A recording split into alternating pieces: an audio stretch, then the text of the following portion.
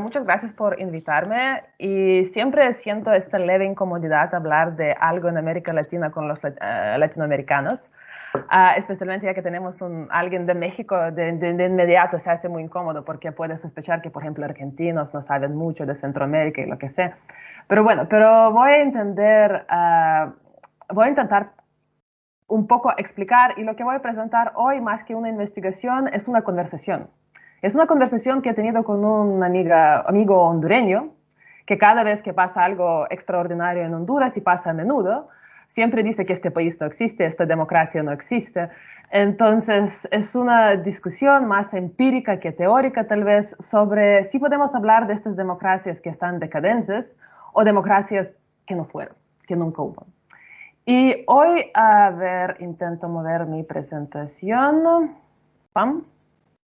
Sí, entonces hoy un poquito me gustaría hablar del qué es Triángulo Norte y por qué esto vuelve a las noticias. Y lo voy a hacer de manera un poco didáctica porque estoy un poco acostumbrada a hablar en Lituania, donde la gente rara vez sabe dónde es Triángulo Norte y qué es Centroamérica. Y luego hablar un poco de lo que llamamos democracia, de lo que vemos en los procesos que pueden estar relacionados con democracia, depende cómo le definimos ahora, y un poco viendo más atrás, ¿no? Más allá del día de hoy. Y para empezar, entonces, el Triángulo Norte son tres países: Guatemala, Honduras, El Salvador, y la verdad reaparecen en el imaginario político a nivel muy alto cuando están incluidos en la Estrategia Nacional de Seguridad de Estados Unidos, más o menos en 2015. Porque hay como un gap después de la Guerra Fría, que fue muy sangrienta, y Triángulo Norte, efectivamente, los países de Centroamérica, de hecho toda Centroamérica básicamente, fueron contra su voluntad involucrados mucho en esto. Y luego hay como un impasse, y en 2015 en la Estrategia Nacional de Seguridad aparecen los tres países otra vez, y el Barack Obama, y justo lo que ven ustedes aquí en la foto, son los ya casi todos exmandatarios. Bueno, Joe Biden volvió a ser mandatario de Estados Unidos cuando se firma el acuerdo o cuando se promulga el plan de los Estados Unidos para la prosperidad de Centroamérica. Y ahora otra vez, cuando tenemos al presidente Biden, él vuelve otra vez a repetir su compromiso con Centroamérica, a relanzar el plan para Centroamérica que fue bastante machacado durante la administración de Trump. ¿Y qué tiene que ver? ¿Por qué los Estados Unidos de repente se interesaron tanto en Centroamérica y por qué justo en este plan la mayoría, el más grande interés es para justo estos tres países de Triángulo Norte? Es el tema migratorio. Es el tema que se llama intermestic, ¿no? Que es ni doméstica ni internacional, o ambos, que es la migración. Y aquí ustedes pueden ver es el número de detenciones de la patrulla fronteriza. Mayoría de ellas son en la frontera sur. En general, la mayoría de las detenciones se hacen en la frontera sur. Y ustedes pueden ver la dinámica de detenciones desde 2015 hasta 2019, el último dato que tengo. Y lo que se puede ver que, por una parte, efectivamente la migración ha bajado, los números de detenciones han bajado significativamente, ahora están en auge otra vez, o por lo menos estaban antes COVID. Pero lo que es interesante es la línea roja, que efectivamente lo que podemos ver que los mexicanos, que fueron los principales migrantes hacia el norte, da su lugar para los habitantes de los tres países de Triángulo Norte. O sea que son países relativamente chicos, pero hay más gente migrando hacia Estados Unidos de Guatemala, Honduras, Salvador que de México. Y esto es interesante, y esto es una interrupción muy fuerte a partir de 2011, porque los que estaban migrando, los que fueron detenidos, fueron menores no acompañados. O sea que de un día para el otro, en la frontera americana aparece una gran cantidad de niños, la verdad, y adolescentes que vienen a pedir asilo o son detenidos, que dicen que están migrando a donde sus relativos en Estados Unidos. Esto llega, obviamente, se hace una crisis o una discusión política, y de ahí el gobierno de Barack Obama dice que ahora necesitamos un plan para Centroamérica y esta vez vamos a hacer todo lo diferente y, bueno, tenemos que ver cuáles son raíces de la migración. Como ustedes pueden ver, la migración no se dio. En 2014, finales de 2014, se promulga este plan. Como pueden ver, de 2018 ya estamos hablando de caravanas de migrantes. Lo que hemos visto seguro en Polonia, en Lituania, en las noticias, hemos visto caravanas. Es una cantidad de gente que ya no migra solas, sino migran en grupo para evitar los peligros que existen en la frontera y todo esto. Pero lo interesante es que en el discurso de los Estados Unidos lo que aparece, y es parecido a la Unión Europea, lo que hablamos de la crisis de refugiados de 2015, que son las raíces de migración. ¿Por qué la gente migra? En una parte es fácil de responder, es violencia. El Triángulo Norte era la área más violenta de la tierra más problemática fuera de las zonas de guerra de verdad, ¿no? Yo vivía en Honduras por 2014, creo que tenía tasa de homicidios más alta del mundo para las áreas que no eran las zonas de guerra. Sin embargo, lo que se habla mucho que el tema no es solo la seguridad. Hay otras cosas que fallan. Hay algo en estos países que falla y lo que falla es la democracia, falla la económica y justo esto hay que arreglar. Entonces, el diagnóstico básicamente es que esta migración brutal, se puede decir, o sin precedentes para estos países, se da parcialmente por la democracia decadente en estos países. Y ya la gente que habló antes, los ponentes ya mostraron este mapa, no lo voy a repetir, pero lo que pueden ver en este mapa, que justo en Centroamérica están acumulados estos países que se llaman los regímenes híbridos, que según por lo menos la definición procedural, la definición occidental de democracia, que también lo que se presentó bien en la primera parte podríamos discutir si es correcto o no, pero se consideran bastante deficientes y bastante cerca al autoritarismo. Y lo que también es interesante, si ven en este gráfico, es el mismo índice de Economist durante el tiempo, de 2006 a 2020, y el 10, obviamente, es el número más alto, es la democracia perfecta, sea lo que sea esto, y el 1 es ya autoritarismo absoluto. Entonces, lo que podemos ver que los países estaban ya como que considerados como democracias con defectos, pero paulatinamente su puntuación iban bajando. Los primeros eran Guatemala y Honduras, de serse considerados como regímenes híbridos, pero luego El Salvador, a partir de 2017, también está siguiendo su pauta, ¿no? Entonces, hay una un poco más larga historia de declive democrático si creemos que estos números captan algo, ¿ok? Entonces, hay algo ahí. Y si veamos un poco en la parte empírica, que me gustaría mostrar algunos hechos de qué es lo que estamos hablando cuando estamos hablando de este declive. Entonces, voy a mostrar algunos hechos, se puede mostrar muchos más, ¿no? Que pasaron en Honduras, Guatemala, El Salvador, de la, digamos, primera y segunda década del siglo XXI. Entonces, cuando hablamos de Honduras, ahora más fluente habría que hablar de juicio de Tony Hernández. Ustedes más fluentes no saben quién son Tony Hernández. Tony Hernández es este simpático hombre con la corbata azul que ya es juzgado en los Estados Unidos como narcotraficante. O sea, no como un amigo de narcotraficantes, sino como narcotraficante. Lo que es más interesante de Tony Hernández es el hombre que está al lado con el micrófono, que es el presidente de Honduras, Juan Orlando Hernández. Son hermanos y más datos o más en la voz alta se habla algo que se hablaba en la voz baja ya hace tiempo, que Juan Orlando Hernández es un narcotraficante y su lucha contra el narcotráfico, que fue su bandera electoral en Honduras durante las elecciones, es más bien limpieza de adversarios que una lucha verdadera. Y Juan Orlando Hernández es interesante por más razones. Y una de estas es que fue reelegido en 2017. ¿Qué interesante de esto? O el hecho que la reelección en Honduras fue explícitamente prohibida, inscrita en la Constitución, en este contrato social que digamos, que Juan Orlando Hernández, en una operación muy sucia, en este momento su partido controlaba el Parlamento y logró cambiar los jueces de Corte Suprema, etcétera, etcétera, logró proclamar que la prohibición de reelegir o postular a reelección es anticonstitucional y fue reelegido en 2017. Es el único presidente en la democracia de Honduras que fue reelegido. Las elecciones fueron bastante criticadas y fueron, que digamos, un poco raras. Entonces, ya con esto hablamos de una situación bien tensa en el país. Pero también dos cosas interesantes. Yo voy a volver a la reelección un poco más tarde, pero otra cosa que es muy importante decir de Juan Orlando Hernández son dos. Una parte, lo que vivió Honduras bajo su mandato es una militarización. El tema de seguridad, que es muy vigente en Triángulo Norte, y la militarización creciente de la sociedad, de los barrios pobres, etc. Pero otra cosa que está atada a su nombre es el tema de corrupción. Y aquí ustedes van a ver una foto. Es una gran protesta que se dio en el país más o menos por 2014 por el escándalo del robo del Instituto Hondureño de Seguro Social. Instituto de Seguro Social es como este eje del pequeño estado de bienestar que existe para la gente que cotiza algo, que fue robado, y parcialmente ese dinero fue usado para financiar la campaña de Juan Orlando Hernández, la primera campaña. La gente se moviliza, hay protestas de un año, hay cosas pasando en Guatemala, se mira Guatemala en este momento, no pasa nada, como suele pasar al final, pero es, yo diría, la movilización más grande desde la ruptura esencial en la política moderna hondureña, que es 2009, que es el golpe del Estado.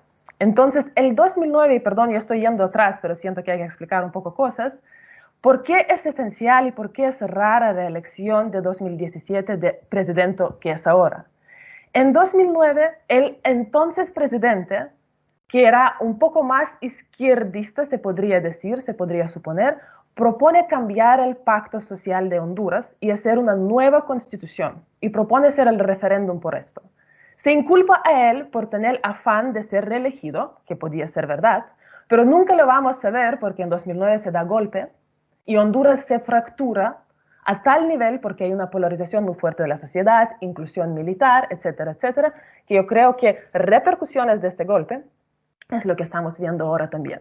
Cambia el sistema de partidos, aparece el tercer partido que interrumpe los partidos tradicionales, pasan varias cosas, pero básicamente lo que vemos en Honduras ahora es este declive de institucionalidad que viene de 2009, o un poco antes de lo que vamos a hablar. En El Salvador, si estamos hablando ahora, qué es lo que está pasando y cuáles son las amenazas para la democracia, tenemos que hablar de este hombre simpático, que es Nayib Bukele, presidente elegido en 2018. Es el presidente que se llama el presidente millennial. Es un poco mayorcito para ser millennial, pero intenta ser muy cool. Pueden verlo con gorrito. Lo interesante de Nayib Bukele son dos cosas. Una, que él no viene de dos partidos tradicionales, ni de izquierda ni de derecha, y es su lema electoral. Yo no soy de izquierda ni de derecha, soy no corrupto. Pero otra cosa, que más allá de ser no corrupto, es bastante autoritario. Y la última cosa que él básicamente hizo y promulgó era destitución de jueces de Corte Suprema y Fiscal General que no aceptaron acatar a sus órdenes, porque él de verdad está intentando mimetizar un poco a Trump, reinar por Twitter, tuitea como loco. La gente es muy popular porque hay cierto descontento acumulado, pero también hay más y más preocupación que de verdad lo que está pasando es profundamente preocupante.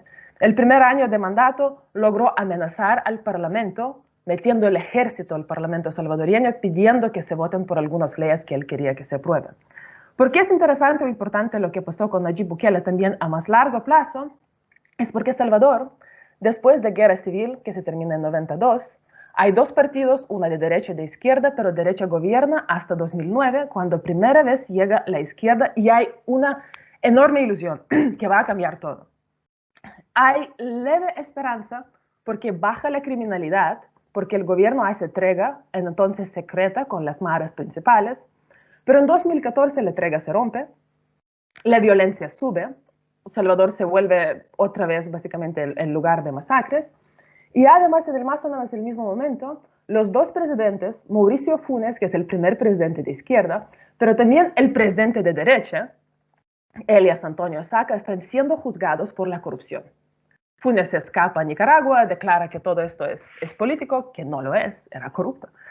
Y hay un enorme descontento que lleva al poder a Nayib Bukele y lleva la lema anticorrupción. Entonces, por ahora lo que tenemos en El Salvador, un presidente millennial hiperpopular, pero con unas tendencias muy serias al autoritarismo. Si hablamos de Guatemala, si han escuchado algo de Guatemala, más probablemente escucharon sobre los protestas de 2021 que tenían que ver con COVID, pero lo interesante si pensamos en la institucionalidad y democracia es lo que pasó, yo creo que en 2020, que es el final del mandato de de Comisión Anticorrupción de Guatemala.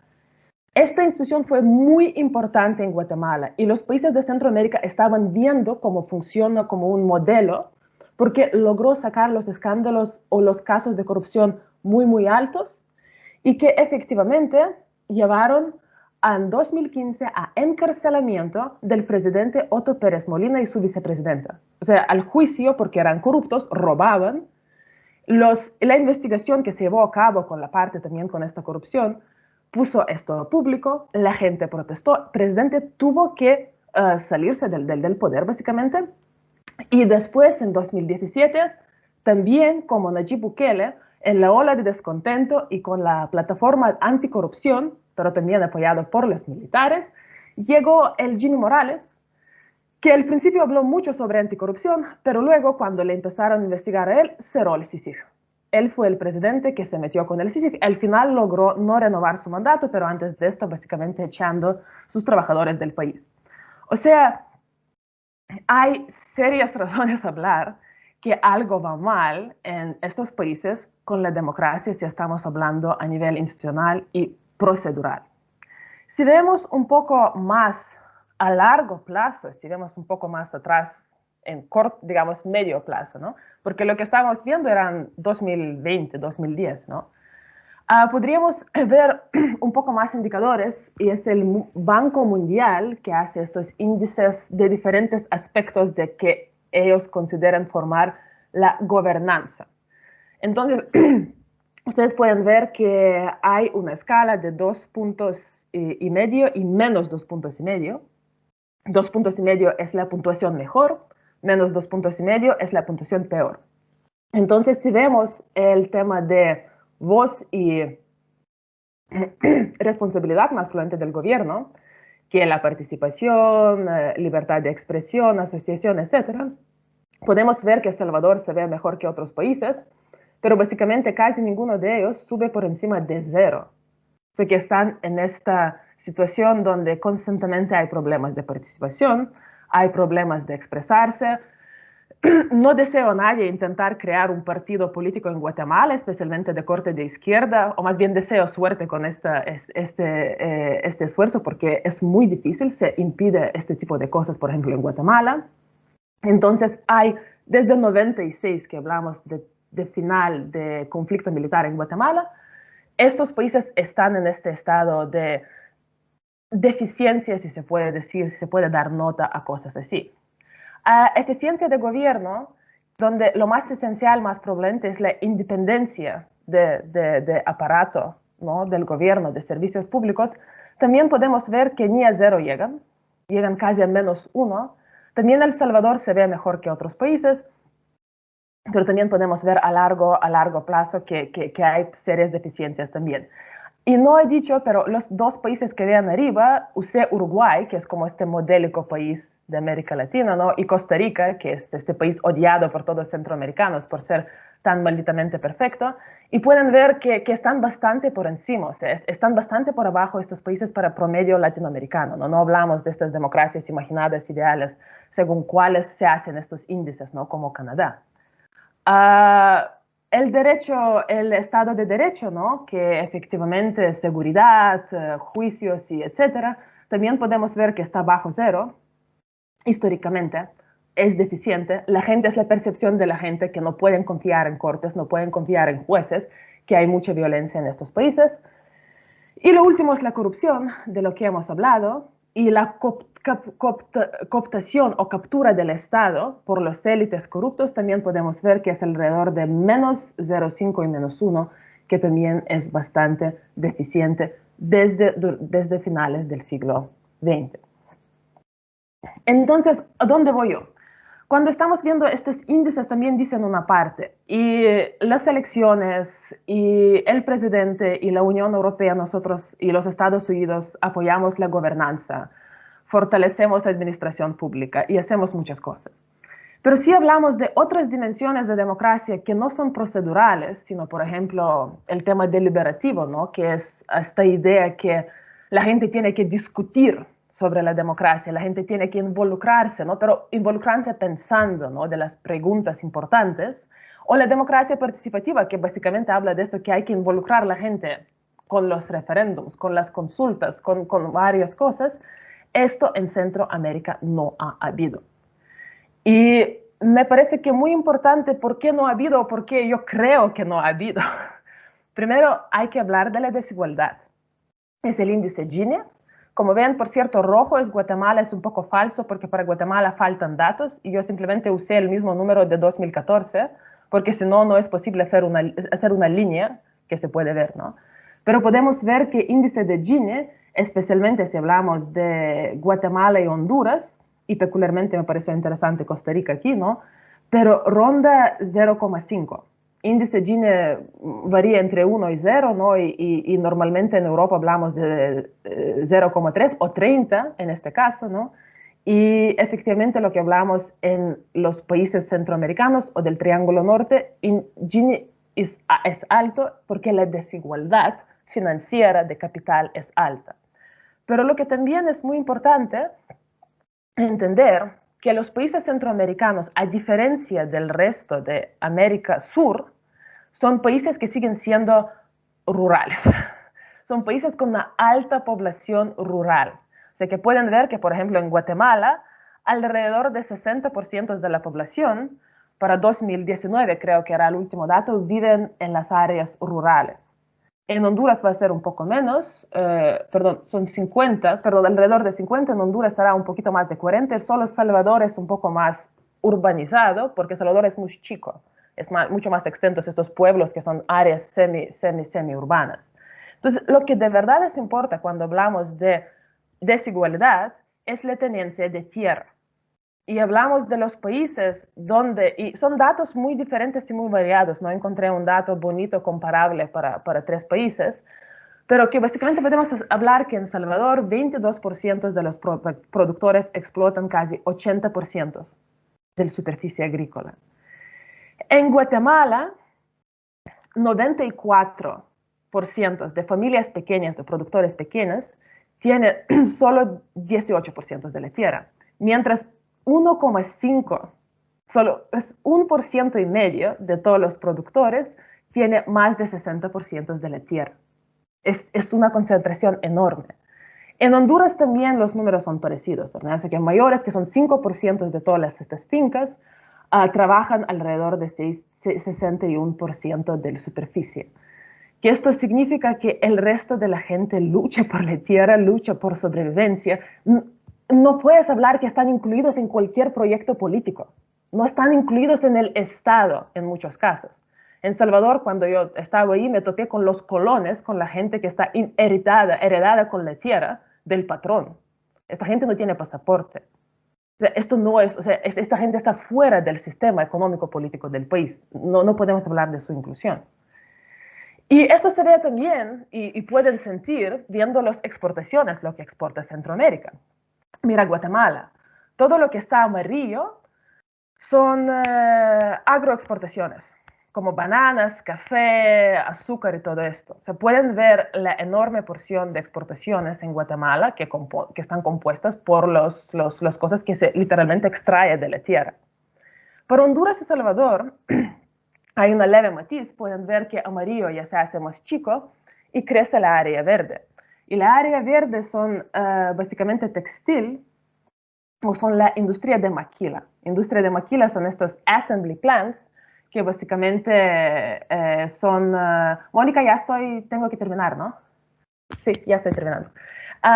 Que no pueden ser considerados fábricas de verdad por varias razones, pero es una otra manera de usar el mano de obra barato sin de verdad permitirle empoderar o formar cualquier conciencia o otras cosas. El Salvador, pueden ver, se parece más a Honduras que a Guatemala en este sentido. Entonces, lo que quiero decir, ¿cuáles son, en lugar de conclusiones, porque no son conclusiones, porque como he dicho, es una conversación que no terminó? Primero, lo que se distingue Centroamérica o Triángulo Norte es esta concentración histórica de poder en las manos de élites poco permeables. Y estudiar las familias, por ejemplo, guatemaltecas, que vienen desde la colonia, es increíble. Son como 26 en Salvador, será el número parecido en Guatemala, y estas élites no se mueven y no son permeables y rigen el país según su entender. Yo creo que también que lo que pasó en Centroamérica, que las reformas agrarias o la modernización que hubo a diferente intensidad en diferentes países, no llevaron a la creación de masivamente, por lo menos, a este campesinado mediano o las bases urbanas que sean fuertes. Hubo huelga de bananeros en Honduras, pero en general son pequeños productores que luchan más por sobrevivencia que con una agenda política. Entonces, la gran parte de los ciudadanos fueron excluidos de la política y los países están marcados por altos niveles de violencia estructural, según Galtung, especialmente si pensamos en el racismo, especialmente relevante para Guatemala, donde casi mitad de la población son indígenas. Y otra cosa que es exógena de los países, pero son las guerras violentas, o sea, fueron endógenas, fueron guerras civiles, pero guerra fría fue el contexto donde tuvo lugar, y el tráfico de drogas, que lo que hace es aumenta los niveles de violencia física a todo este contexto que ya en sí mismo es estructuralmente violento. Entonces, la conclusión que yo me hago, sin tal vez muchas pruebas, que sí hemos visto varios avances y alcances democráticos, desde acuerdos a paz a movimientos de ciudadanía, formación de nuevos partidos. Pero yo dudo que de verdad algún momento hemos visto una democracia, tanto a nivel procedural más profundo, más allá de ser elecciones, pero ser elecciones donde la gente de verdad puede competir, como a nivel participativo y deliberativo, donde los centroamericanos puedan participar. Gracias por su atención y espero no haber demorado tanto.